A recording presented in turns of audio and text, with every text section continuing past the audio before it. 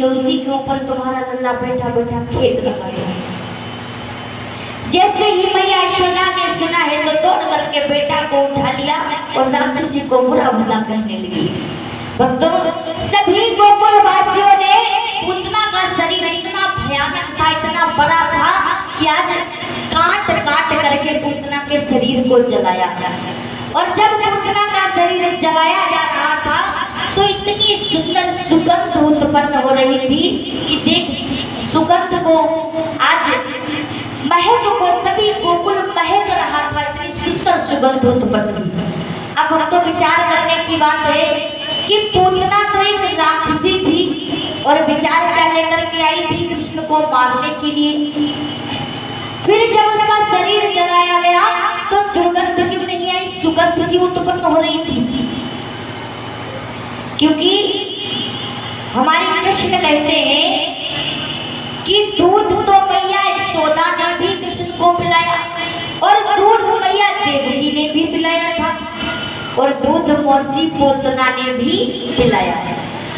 तो कन्हैया कहते हैं कि जो गति में मैया यशोदा और मैया देवकी को दूंगा वही गति में मौसी पूतना को भी दूंगा। आज और मौसी का मतलब क्या होता है? मासी, मासी यानी जो माँ जैसी वो होती है मासी। तो भगवान कृष्ण ने पूतना को भी अपनी माँ का ही दर्जा दिया था। इसीलिए जब पूतना का शरीर जलाया जा रहा तो दुर्गंध नहीं बल्कि सुगंध उत्पन्न हो रही थी। भक्तों, आज मैया यशोदा ने कृष्ण को उठाया और सोनू कहने लगी कि आज राक्षसी ने मेरे बेटा को छू लिया, मेरा बेटा अपवित्र हो गया। उसी समय पंचगव्य को तैयार किया। पंचगव्य किसे कहते हैं? जो 5 तत्वों से मिलकर के बनाया जाए उसे कहते हैं पंचगव्य।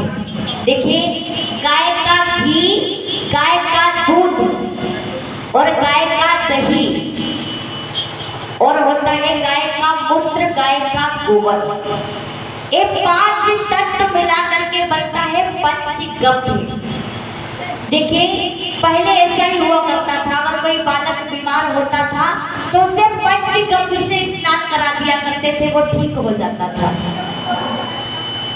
लेकिन आजकल बालक इतने बीमार क्यों पड़ रहे हैं? थोड़े से बीमार हुए, दवाई डॉक्टर के पास चले गए, क्योंकि आजकल साइंटिस्ट बहुत ही आगे बढ़ चुका है।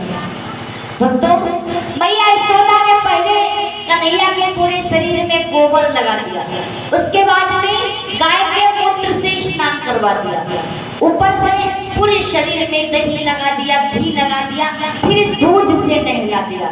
ये हो गया पंचगव्य। जो भी बालक को आप पंचगव्य से नहलाओगे वो कभी बीमार नहीं होगा।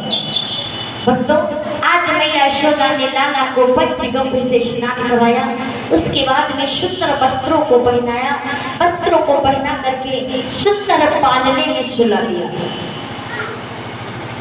भक्तों, बताते हैं कि इसी तरह से हमारे कन्हैया ने सर्वप्रथम पूतना का वध किया था।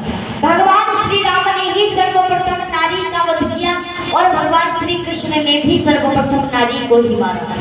भगवान श्री राम ने सर्वप्रथम ताड़का का वध किया था और हमारे कन्हैया ने सर्वप्रथम पूतना का वध किया।